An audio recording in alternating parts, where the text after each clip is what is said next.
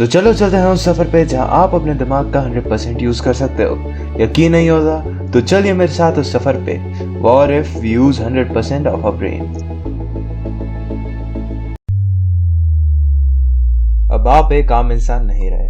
आपने अपने ब्रेन के उन हिडन पावर्स को खोज निकाला है जो नॉर्मल लोग सिर्फ एवेंजर्स मूवी में देख सकते हैं। आपके पास अब लिमिटलेस पावर्स आ चुकी है। अब स्कूल कॉलेज जैसी छोटी चीजें आपके लिए हाथ की मैल बराबर है।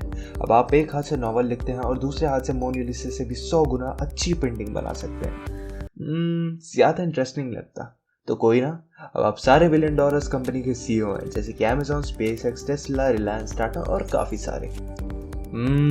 तब भी कुछ मिसिंग लग रहा है क्या? ओह हाँ, अब हम आपके दिमाग के डीप शक्तियों का इस्तेमाल करने जा रहे हैं, तो तैयार हो जाइए। ये क्या, अब तो आप बैठे बैठे चीजों को कंट्रोल कर पा रहे हैं। ओह आई सी, ये तो टेलीकाइनेसिस है। इसका मतलब कि आप टेलीपैथी और टेलीपोर्ट जैसी चीजों का भी इस्तेमाल कर सकते हैं। तो देर किस बात की, चलिए शुरू करते हैं। ये क्या, आपने टेलीपैथी की पावर से मोदी जी को अपना दोस्त बना लिया? चलो ये भी ठीक है। अब आप उनके साथ भाइयों और बहनों करते फिरे, हम चले टेलीपोर्ट होकर बरमूडा ट्रायंगल के अंदर के उसके गहरे राज पता करने। अब हम हैं ट्रायंगल के अंदर। कौन से? बरमूडा ट्रायंगल के अंदर। ये तो जगह एकदम खंडर जैसी खराब सी, शिप्स और प्लेन्स तो ऐसे पड़े हुए हैं। उफ, ये दर्दनाक मंजर हमसे देखा नहीं जाएगा। इसका राज कभी और पता करेंगे। अब यहाँ से बाहर निकलते हैं। अब हम चलते हैं मार्स पे, और वहां की सेल्फी मैं इलॉन भैया को जरूर भेजूंगा और जलाऊंगा कि देखो आपसे पहले हम मार्स पहुंच गए। ये मत पूछना कैसे, और हाँ ये भी मत पूछना कि यहाँ पे मैं सांस कैसे ले रहा हूँ। मैं अपने दिमाग का 100% यूज कर सकता हूँ, मैं कुछ भी कर सकता हूँ। अभी के लिए तो मैं गॉड ऑफ ऑल टाइम, गोट, बकरा, समझ रहे हो? मेरे को ऑक्सीजन की जरूरत नहीं है। चलो कोई ना, अब मार्स तो घूम लिए, ब्रेन को थोड़ा और डीप में जांच करते हैं और उसके और डीप में जाते हैं, और अब यूज करते हैं अपनी मोस्ट अवेटेड पावर, पास्ट और फ्यूचर को देखना। तो चलिए इस बार में देरी क्यों, यूज करते हैं। तो चलिए पास्ट में, जहां से सब चीजों की शुरुआत हुई थी, द बिग बैंग। यहाँ से शुरुआत हुई थी हमारे यूनिवर्स की। ये सन, ये प्लैनेट्स, सबकी। काफी समय बाद नए नए मैटर्स बनना चालू हुए, जिनसे फॉर्म हुए स्टार्स और दूसरे कॉस्मिक चीजें।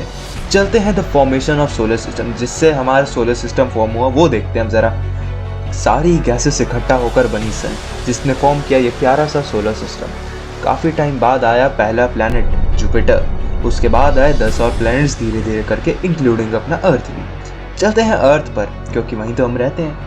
लाइफ फॉर्म हुई। सबसे पहला फॉर्म जिसने इस धरती पे कदम रखा था वो था प्रोकैरियोट्स, कम से कम 4.41 बिलियन ईयर्स पहले। समझ सकते हो कितना, जो कि सिर्फ कार्बन के कंपाउंड्स खा खा कर गुजारा करते थे। थोड़ा आगे चलते हैं तो फिर आए दूसरे मल्टी सेलुलर ऑर्गेनिजम्स, जिनके एक से ज्यादा सेल्स थे। फिर आए डायनासोर्स, जिन्होंने काफी समय तक राज किया। एक दिन एक उड़ते मीटियोर ने पूरे अर्थ का नक्शा बदल दिया। उस उड़ते मीटियोर ने अर्थ को हिट किया और बूम, सारे डायनासोर्स गायब, एक्सटेंट। फिर आए हम इंसान लोग, ह्यूमंस का जन्म हुआ, फिर हमारी सिविलाइजेशंस बनी, और फिर बैक टू द प्रेजेंट। काफी मजेदार सफर था, है ना? तो अब चलते हैं फ्यूचर में, डायरेक्ट 1000 साल आगे। ये क्या, यह अर्थ पे तो कोई है ही नहीं। ऐसे कैसे? रिवर्स गियर मार के 500 साल पीछे चलते हैं और देखते हैं क्या हुआ। दोस्तों मैं प्रेजेंट में तो आ गया हूँ, लेकिन फ्यूचर में कुछ ऐसा हुआ था जो मैं आपको बताना चाहता हूँ। ओफ, वो खतरनाक मंजर। तो चलिए मैं आपको बताता हूँ मेरे साथ क्या हुआ। जो मैंने देखा वो सब मैं आपको बताता हूँ। अर्थ पे काफी वॉर्स हुई। अर्थ की पॉपुलेशन बहुत ही रैपिड वे में इंक्रीज हुई। लोगों के पास रिसोर्सेज की कमी हो गई थी। लोग भूख से मर रहे थे। ओजोन लेयर पूरी तरह से गायब हो चुका था।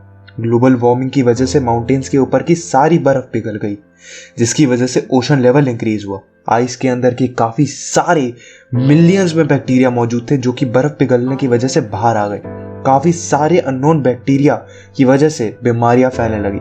बहुत ही खतरनाक रूप से लोगों की मौत होना चालू हो गई। भारी मात्रा में लोगों ने दम तोड़ा, और जो बच गए उनके लिए रिसोर्सेज की कमी होने लगी थी। सन के आते हुए हार्मफुल यूवी रेज ने अपना जलवा दिखाना शुरू कर दिया था। जो लोग बच गए थे उन्हें स्किन कैंसर होना चालू हो गया। अब हर एक सांस में एक अनजान बैक्टीरिया इंसानों के शरीर में प्रवेश कर जाता और उनको हार्म करता, अलग अलग नई नई बीमारियां देता। लोगों को ये चेतावनी दी गई थी कि अपने रिसोर्सेज का इस्तेमाल सही तरीके से करें, लेकिन इंसानों ने एक न सुनी। बस आपके लिए ये फ्यूचर ग्लिम्स काफ़ी था।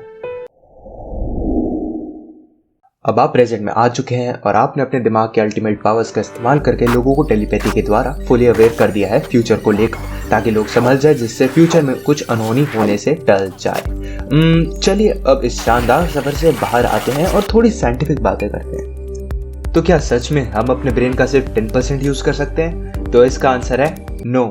हम अपने ब्रेन का 100% यूज करते हैं और अभी भी 100% ही यूज कर रहे हैं। ये 10% वाली बात तो सिर्फ एक मिथ है।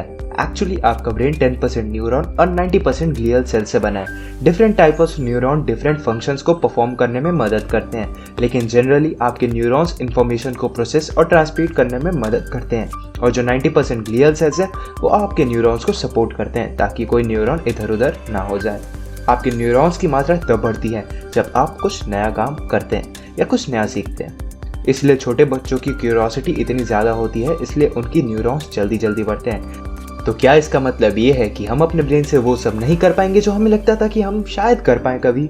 तो इसका आंसर है मे बी यस, हम कर सकते हैं अगर हमारे पास प्रॉपर इन्फॉर्मेशन हो अपने ब्रेन के रिगार्डिंग और प्रॉपर टेक्नोलॉजी हो या अपने ही अंदर के छुपे राज बाहर आ जाएं, तो शायद कभी कर पाएं।